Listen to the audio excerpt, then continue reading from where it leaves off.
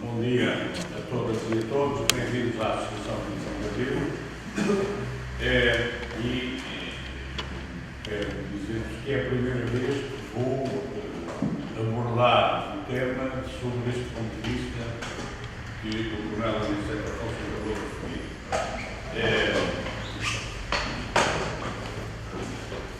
O que me levou a fazer um elenco dos acontecimentos que se verificaram ao longo dos tempos, depois de se distribuir, mas ele não deixa, não dá tempo para eu falar sobre tudo isso. O que é que eu queria acentuar de forma global? O movimento das Forças Armadas tem, ou melhor, o movimento dos capitães tem uma pré-ação que é a resposta ao Congresso dos Combatentes, que é no dia 1 a 3 de junho de 73 no Porto. A direita, a extrema-direita em Portugal, que estava no poder, defendiam que a solução da guerra, a solução do ultramar, como se dizia, do problema colonial, era militar. Ora, como nós sabemos, não há soluções militares para nada, a guerra nunca resolve nada. Portanto, primeiro, além de mais, as Forças Armadas em nenhuma parte do mundo declaram a guerra. Quem declara a guerra é sempre o poder político. As Forças Armadas fazem para que o poder político encontre condições para deixar de estar em guerra, para resolver o problema que o levou a declarar a guerra. Portanto, a guerra não é solução, mas o poder em Portugal olhava para a guerra como solução. Portanto, o que decidiram organizar os congressos combatentes para reforçar a sua tese, que era, a solução era armar melhor e matar melhor. Até quando? Depois de subir. E aí, no seio dos militares, vinha-se discutindo há muito tempo o problema de que a guerra tinha que ter uma solução política, como todas as guerras, tinha que haver uma solução política. E houve um grupo de militares, e aí ligados bastante ao Spinão, da Guiné, que resolve mobilizar para ir ao Congresso contestar esta política. Começou-se a mobilizar e os organizadores, sabendo disso, conseguiram que as Forças Armadas proibissem os oficiais do quadro permanente de irem ao Congresso de Combatentes, o que criou uma situação aberrante e kafkiana. Os indivíduos que iam mais vezes à guerra, havia indivíduos que já tinham 4 comissões de 2 anos cada na guerra, eram proibidos de ir ao Congresso de Combatentes. Só os indivíduos que iam lá uma vez, obrigados por oficiais, é que podiam ir ao Congresso de Combatentes. Feito isto, há um grupo que decide organizar-se e recolher assinaturas para um abaixo-assinado, uma declaração, para fazer abortar o Congresso. E a declaração era assim: declaramos não tem nada a ver com as conclusões que forem tiradas do Congresso dos Combatentes. Uma simples frase. E recolheram-se para cima de 400 assinaturas. Bem, perante isso, conseguiu-se tornar pública, apesar da censura e do domínio da comunicação social, conseguiu-se tornar pública e fez-se de facto abortar o Congresso. O Congresso não teve qualquer resultado prático. Mas mostrou uma coisa: nós abrimos a mentalidade para ver que tínhamos muito mais força do que aquilo que podíamos pensar sobre isso. Porque a ação da assinatura era indisciplinada e não aconteceu nada nem aos organizadores, nem a quem assinou o abaixo-assinado por falar. Começámos a discutir o que fazer quando surge um decreto que cria problemas de natureza corporativa e nós decidimos aproveitar esse decreto para avançar mais rápido. E aí, aquele grupo espiritualista é claramente ultrapassado. Eu conheço, eu que normalmente pedi a conspirar a recolher assinaturas, foi o elemento que conseguiu mais de 10% das 400 assinaturas, foi o que conseguiu mais assinaturas para a contestação ao Congresso de Combatentes, vindo de repente, eu tinha regressado da Guiné, numa comissão militar, mandando dizer ao Espírito que não aceitava o convite para jantar com ele, quando acabei a comissão, o jantar era particular, e jantares particulares só com amigos, e não tinha prazer nenhum em jantar com ele, tinha-lhe mandado dizer isso, vim de repente no meio dos espinolistas a conspirar. E eles foram claramente ultrapassados, mantiveram-se no movimento dos capitães, mas são claramente ultrapassados pela dinâmica. Há contactos, eu descrevo-os aí nesse evento de acontecimentos que faço.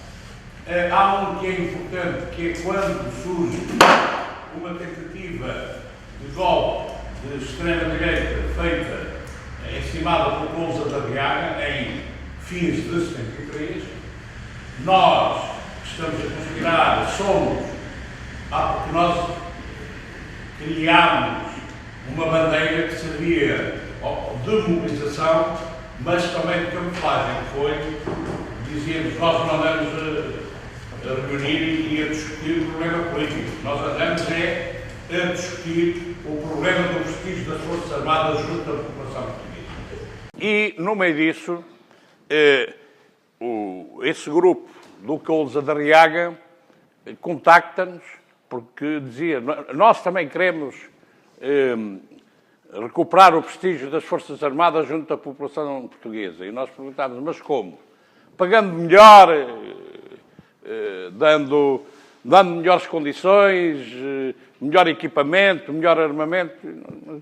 O prestígio para nós não é isso. O prestígio é que a população nos aceite como olhando para nós e vendo-se naquilo que nós fazemos. E, por exemplo, não estando a suportar uma guerra que já está mais do que visto que a população não quer. Portanto, decidimos fazer abortar essa conspiração, contactámos os dois generais que nos pareciam mais ligados às nossas teses. O militar tem sempre a mania de que precisa de um general, precisa de estrelas para fazer as coisas. Como se viu, não é preciso para nada, como se viu no 25 de Abril. Os capitães resolveram as coisas praticamente sozinhos. Mas o que é facto é que nós, numa reunião que tínhamos feito no dia 1 de dezembro em Óbidos, já tínhamos levantado o problema que generais a contactar e tínhamos decidido contactar o Costa Gomes e o Spínola, por essa ordem. Contactámos, fui eu que os contactei pessoalmente, para denunciar a causada que estava em marcha, e quando contactei o Spínola, enfim, através do coronel Fabião, que era um spinolista, e ele me veio aparecer e disse, você e eu, mas não vamos esquecer o passado, temos um assunto mais importante a tratar agora.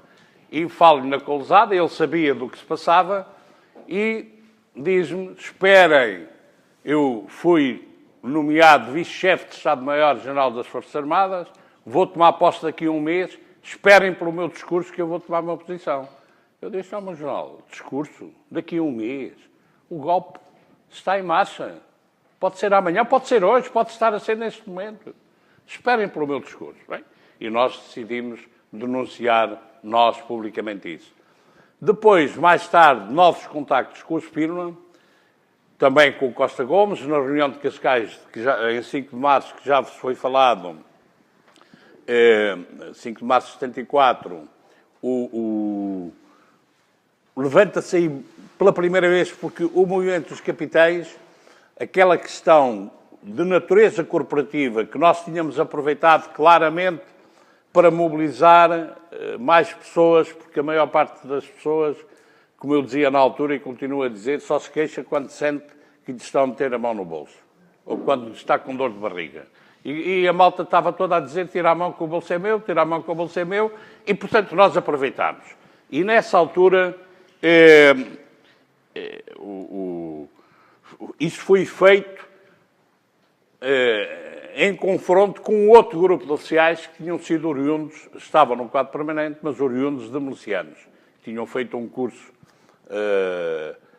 rápido e tinham ingressado no quadro permanente. E o Spínola resolveu captar o apoio desses oficiais, tinha feito uma reunião com eles em fevereiro de 74, e eles aparecem em Cascais, na nossa reunião. É a primeira reunião na conspiração onde participamos todos em conjunto, e aparecem a defender a teoria de que nós não precisamos de um programa político, temos um chefe, ele diz como é e nós vamos atrás. Foram vencidos em toda a linha, mas ficou claro ali, eles disseram que o chefe era o Spínola, mesmo foi feita uma nova votação e o Costa Gomes teve 4 vezes os votos que teve o Spínola, em Óbidos tinha tido 8 vezes, mas o que é facto é que em Óbidos os spinolistas não estavam, ali estavam em peso, e ficou claro que nós íamos avançar, foi aí decidido que iríamos fazer o golpe militar, é decidido em Cascais, é dada à direção e à comissão coordenadora responsabilidade para fazer isso, e ficou definido que iríamos fazer com estes 2 chefes militares, como elementos a nomear depois para os mais altos cargos, mas só se eles aceitassem o programa político que nós íamos elaborar. E o programa político é elaborado em ligação com o Spínola, é o Vítor Alves e o Vasco Gonçalves que fazem, o Vasco Gonçalves faz mais com o Costa Gomes, que vão levando o projeto do programa e eles vão inclusivamente contribuindo para algumas alterações no programa que é apresentado no dia 25 de Abril. E no dia 25 de Abril, o Spínola, na noite de 25 de Abril, na pontinha, diz, pronto, está tudo feito, já não é preciso programa político, não é... Bem, e felizmente, eu estava nos Açores, a malta disse que se eu estivesse cá, a coisa provavelmente teria sido um bocadinho mais complicada, mas o que é facto é que, felizmente, tivemos 2 camaradas que estavam lá, que era o Tenente-Coronel Franco Xerais e o Comandante Vítor Crespo, que disseram ao Spínola, ao Sr. General, as tropas estão na rua, o senhor aprovou este programa, portanto, se não quer o programa, nós continuamos e o ensaio. Não, vamos lá discutir. Bem, e vamos lá discutir e conseguiram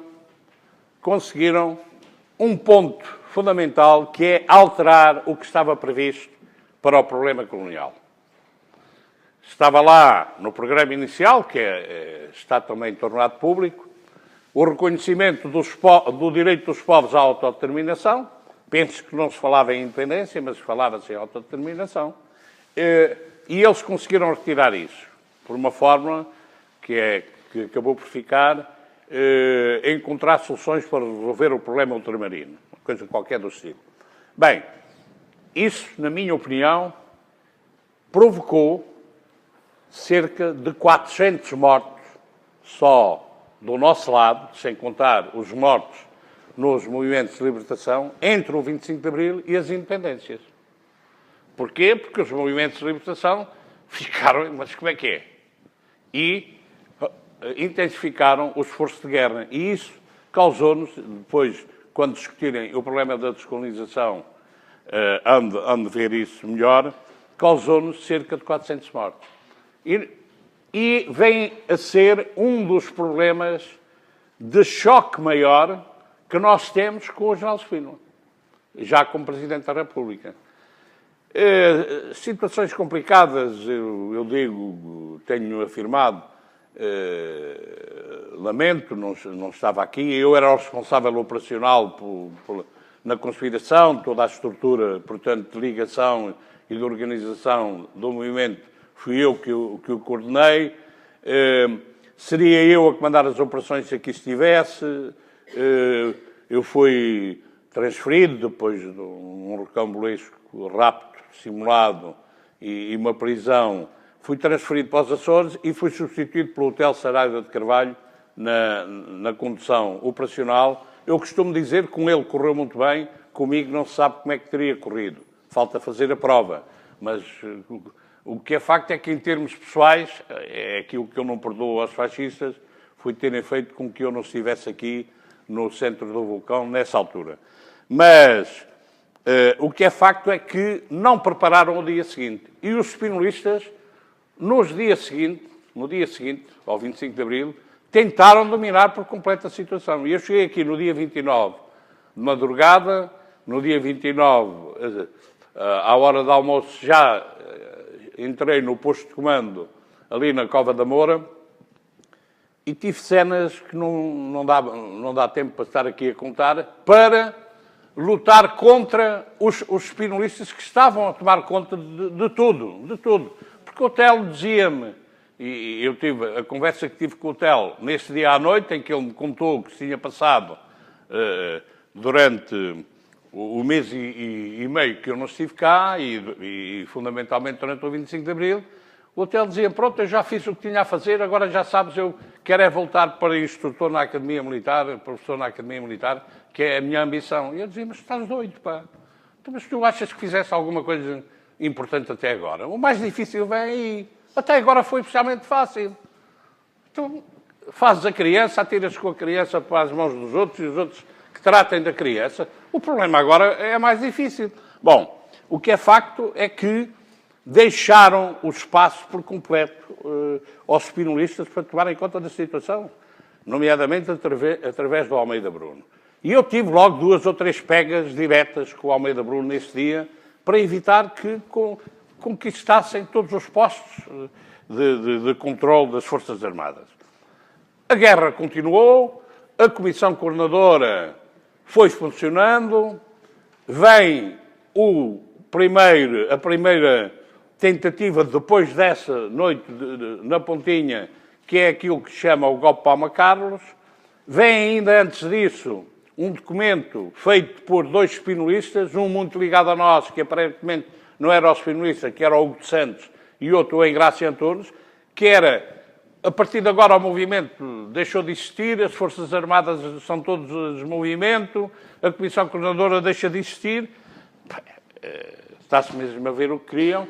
É que conseguimos, portanto, anular in extremis, mas o que é facto é que a nossa contestação ao Spínola continuou forte. Há o golpe Palma Carlos que ele tenta, portanto, anular, adiando 2 anos e meio as eleições que estavam previstas para a Assembleia Constituinte, com o argumento que o povo português não estava preparado para eleições.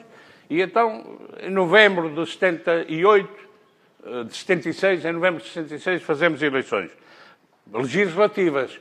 Porque para o Presidente, portanto, não haveria Assembleia Constituinte.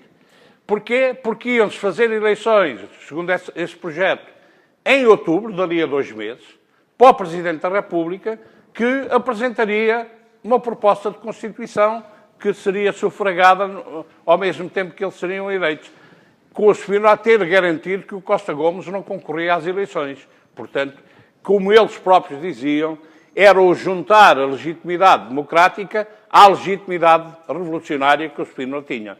Portanto, esse golpe foi anulado, foi ultrapassado, continuou-se a guerra em condições muito complicadas, negociações.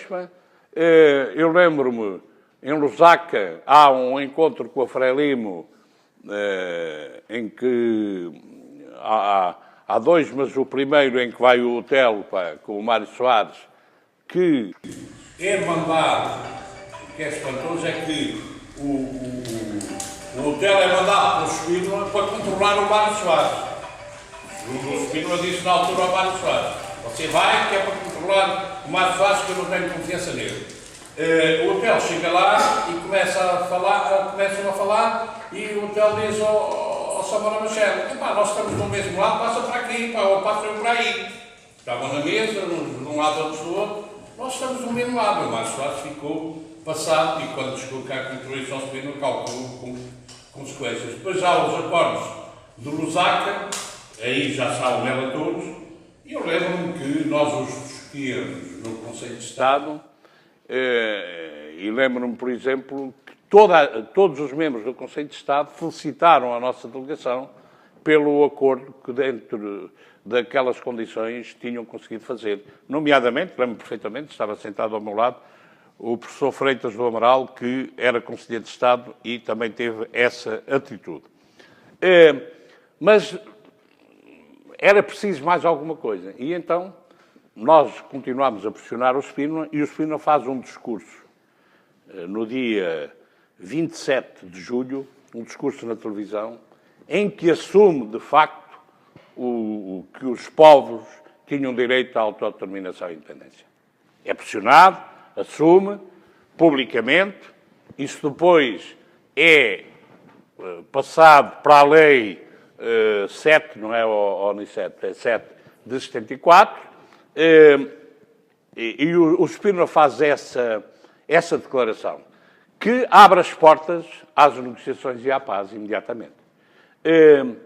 E eu aí posso-vos contar, porque vivi esse episódio, nós assistimos à declaração em direto do Spínola em São Bento. Estávamos lá no gabinete do Primeiro-Ministro, que era o Vasconcelos, e assistimos à declaração.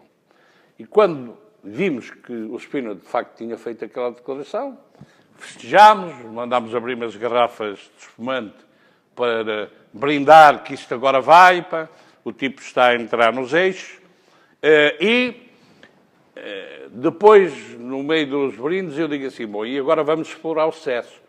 E digo a 2 oficiais, um da Armada e outro da Força Aérea, venham comigo e vamos a Belém. E fomos a Belém. Fomos a Belém, pedimos que queríamos falar com o Spínola, ele aparece, e eu nunca o tinha visto tão alquebrado como o vi naquele dia.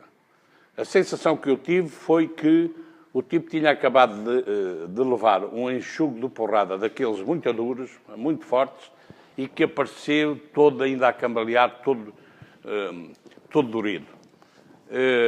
E nós, ele diz, então o que é que vocês querem? Eu era sempre o porta-voz, fui sempre o porta-voz do movimento, a não ser quando era substituído, nomeadamente pelo Vítor Alves e pelo Sousa Castro. E eu digo ao meu jornal, nós viemos aqui para lhe dizer que, enquanto o senhor for nessa linha, continuará a ter todo o nosso apoio. Enquanto o senhor defender essa linha que hoje expressou no seu discurso, o senhor terá todo o nosso apoio. E ele diz, eu sabia, ainda muito alquebrado, eu sabia que era isto que vocês queriam, eu sabia. E, de repente, vai buscar forças, não se sabe onde, emportigou-se e diz, mas agora Angola é comigo. E eu digo, meu jornal, calma aí, Angola é consigo. Mas que é isso? Eu acabei de dizer que o senhor terá todo o nosso apoio enquanto estiver na linha que definiu. Já está a dizer que... Não, depois falamos. Não, vamos clarificar isto.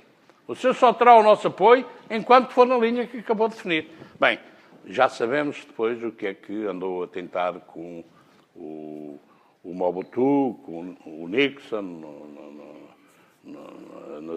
em Cabo Verde, acho que foi em Cabo Verde. Bem, e depois vai-se embora no 28 de setembro, que é um processo também muito complicado, muito complicado.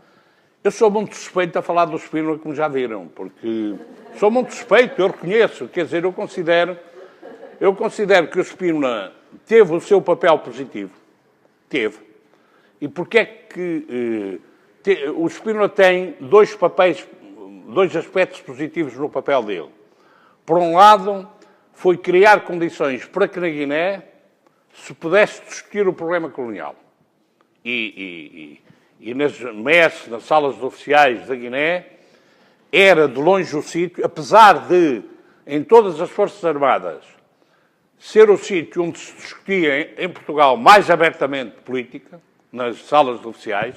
Não sei de nenhum sítio, a não ser clandestino, onde se discutisse abertamente questões de natureza política, como se discutia, não política partidária, mas questões contra o regime, etc. Mas na Guiné ele conseguiu criar este clima que levou, como eu já vos disse, à reação ao Congresso dos Combatentes, etc, etc. E depois, o Spínola foi muito importante também nisto. A pior coisa que se pode fazer a um militar é acusá-lo de covardia. E quando nós começávamos a dizer que era preciso encontrar uma solução política para a guerra, os detratores, o argumento que eles usavam era: vocês querem uma solução política porque têm medo de fazer a guerra. Querem evitar a guerra. E isso é o pior que se pode dizer a um militar, que tem medo. O militar, mesmo que esteja cheio de cagaço, não admite ter medo. Mas, portanto, era assim.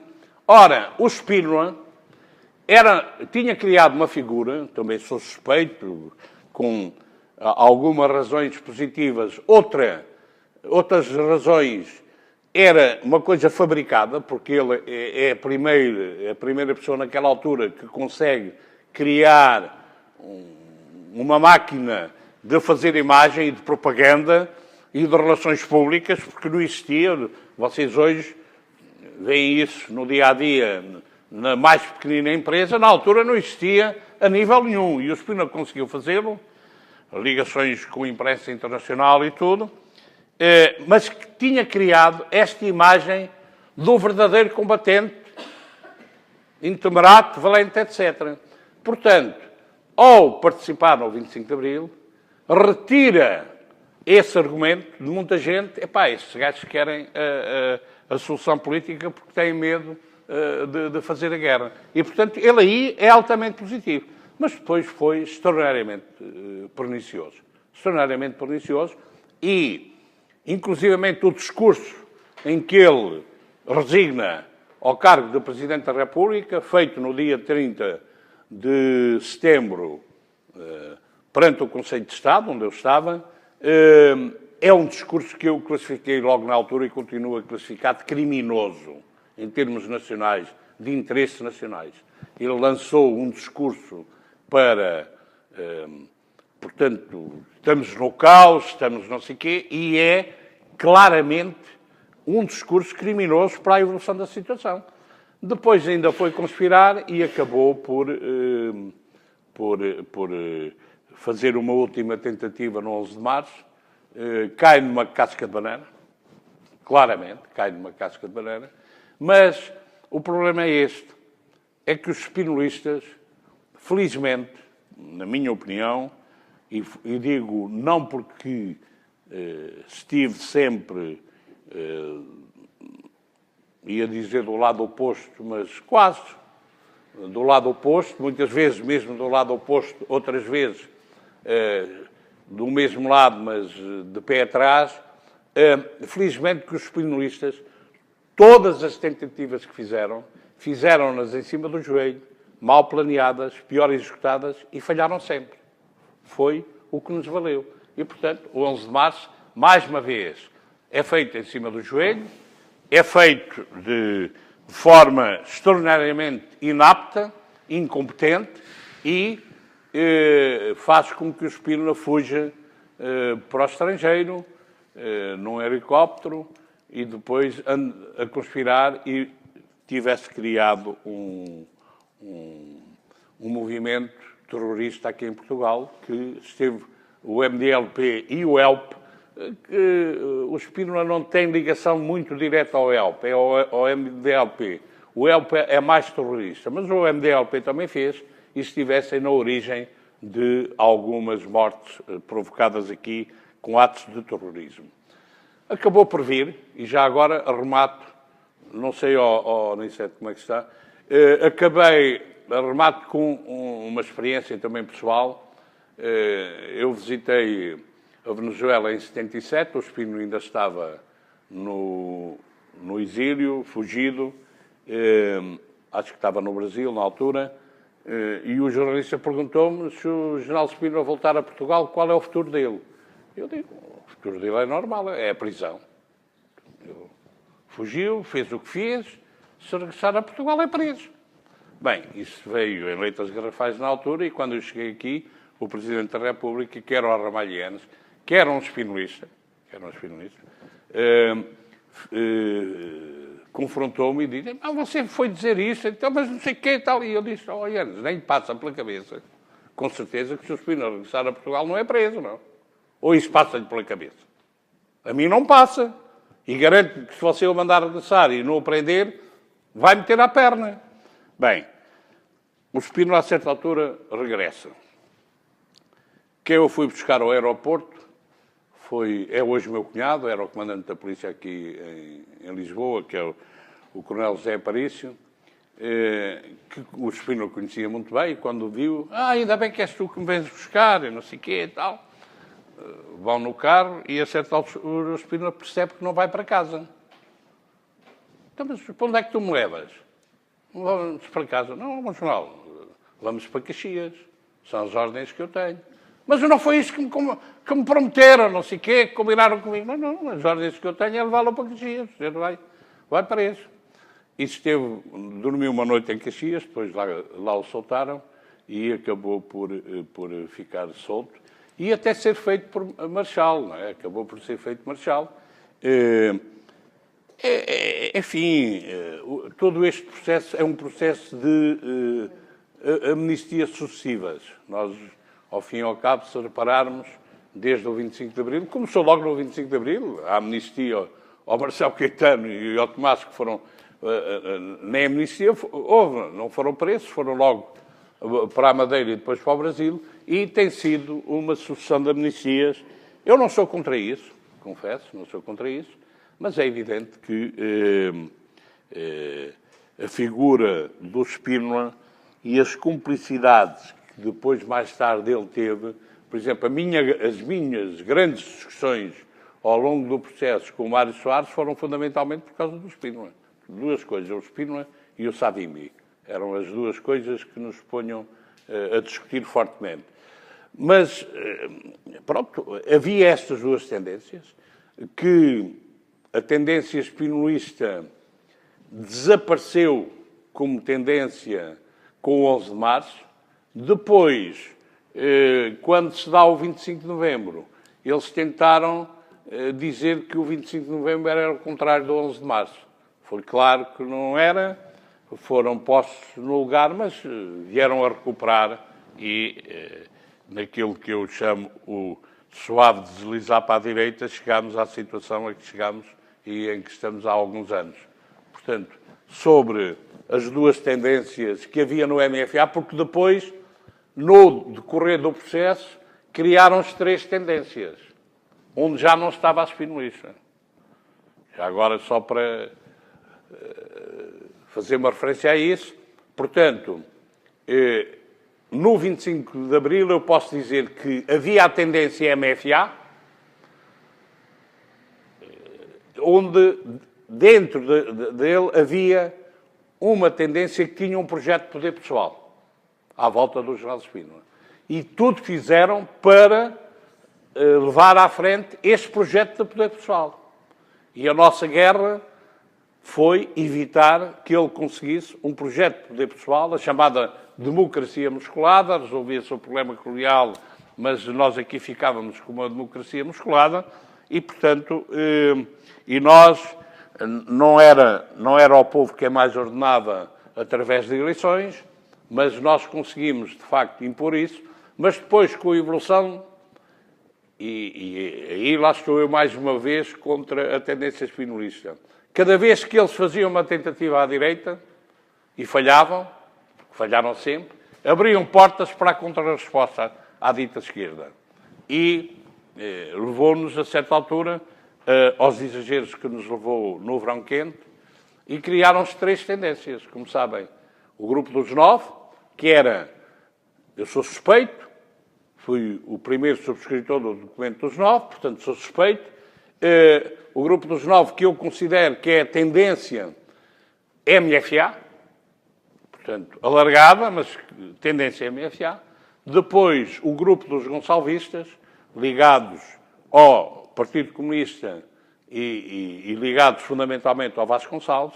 E depois o grupo dos esquerdistas ou utilistas ligados ao Hotel Saraiva de Carvalho, que vão desaparecer essas duas tendências no 25 de novembro. Portanto, e o 25 de novembro sendo, e aliás vai sair agora um livro no dia 15 com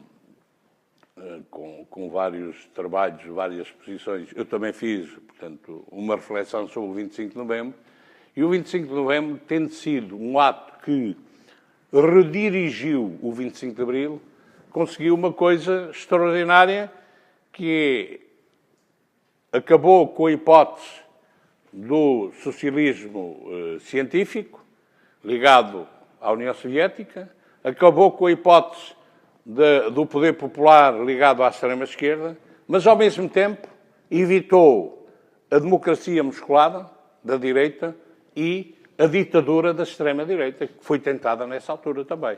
Portanto, é outra questão que poderão discutir. Eu já, há pouco, particularmente ali, numa conversa particular, chamei a atenção, já vos devem ter dito, nós na Associação, no nosso site, está um curso de História Contemporânea, que nós demos aqui um curso para professores, na altura, penso que foi só para professores de História, ligado à Associação dos Professores de História. Foi um curso mais completo que se fez. Vendemos-lo ao Ministério da Educação para o pôr no site do Ministério da Educação, pagaram-no e depois não o puseram. E que não puseram o governo anterior. Quem nos pagou o curso ainda foi o governo da Maria de Lourdes Rodrigues. Depois o que seguiu não o pôs. E nós decidimos colocá-lo no nosso site, está lá, consulta livre, podem consultá-lo quando quiserem. É um curso muito completo sobre História Contemporânea, em que tratamos o problema do Estado Novo, com dois professores de História, o Fernando Rosas e o António Reis, sendo que o António Reis trata a oposição ao Estado Novo.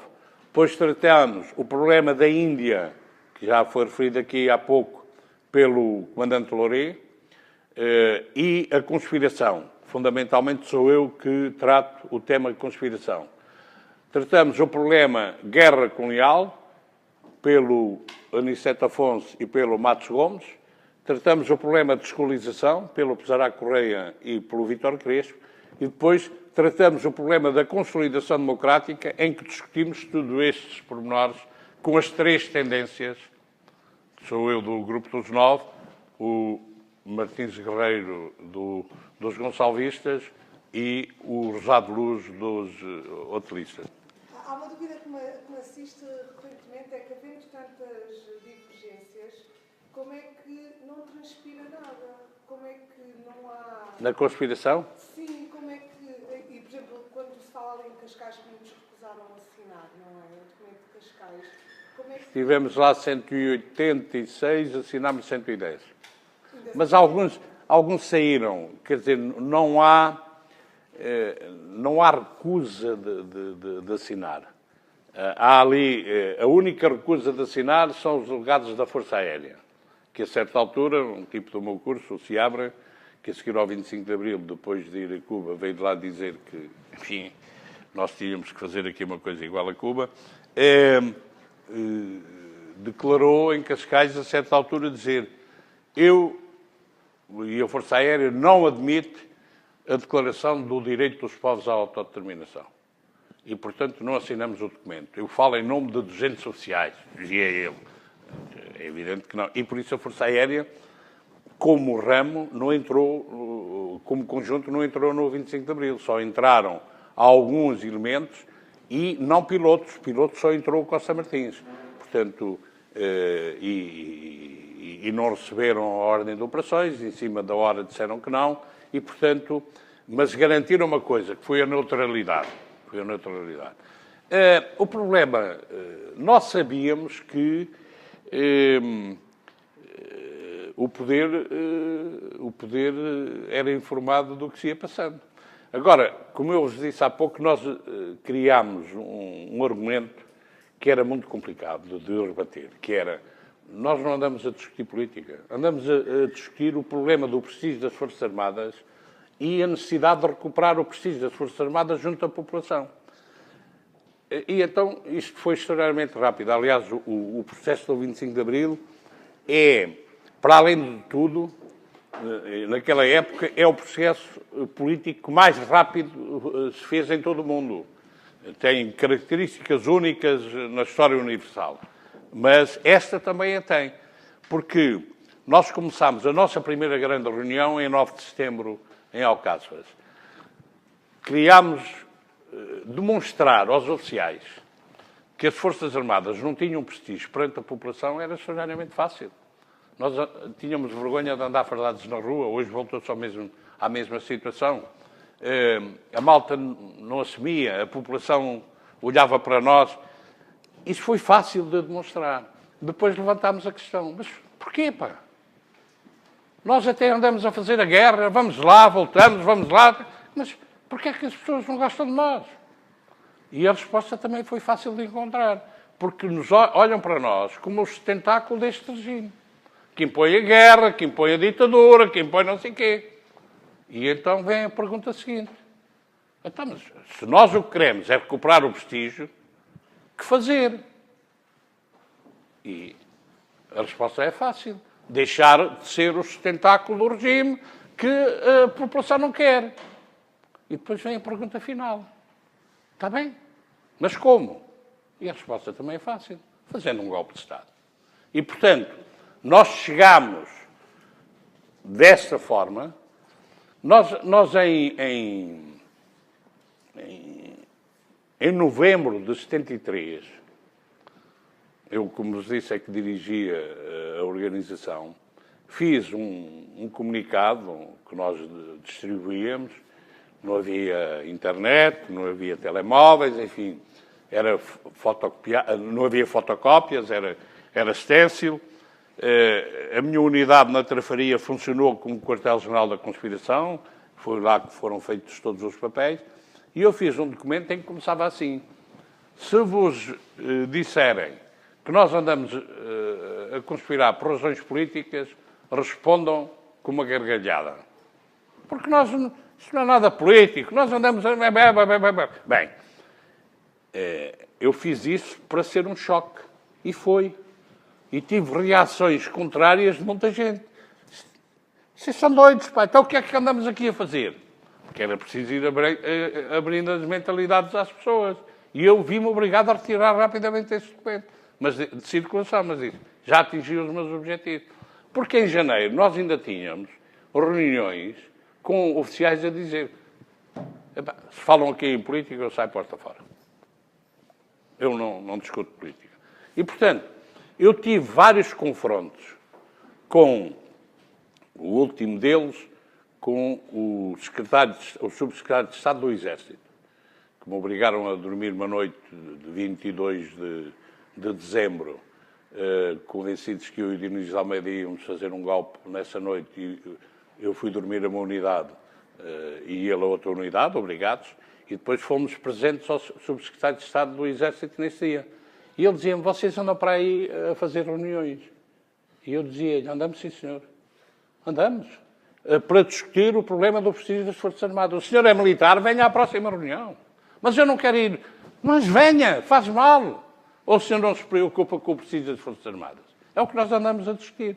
E ele aí, e lá vem tal coisa que mostra que eles sabiam, ele aí diz-me assim: sim, mas na reunião que fizeram em Óbidos, no dia 1 de dezembro, vocês puseram à discussão 3 hipóteses e uma delas era um golpe de força. E tinha sido verdade. E eu respirei fundo e digo: oh, meu coronel, com certeza. Mas como viu, tivemos o bom senso de não aprovar isso. Aprovámos continuar a luta pelo prestígio das Forças Armadas. Portanto, o senhor venha à próxima reunião. Portanto, tivemos este confronto permanente com as próprias chefias.